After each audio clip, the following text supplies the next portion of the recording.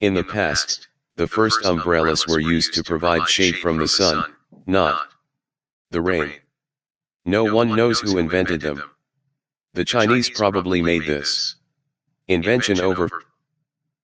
Question 1. The first umbrellas were. Option A, for rain, option B, for the sun, option C, a part of clothes. Question, the Chinese used umbrellas, option A, in the year 4000.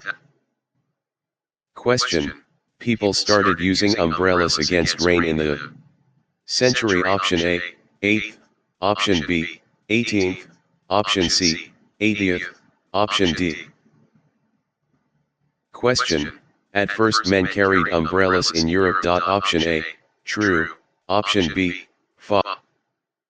Question, in the past, they used tree leaves to make umbrellas. Option A, true. Question, and is the first person who makes something new. Option A, invent, option B. Question, and is a new thing that someone made. Option A, invent, option B, invention, option C, invent.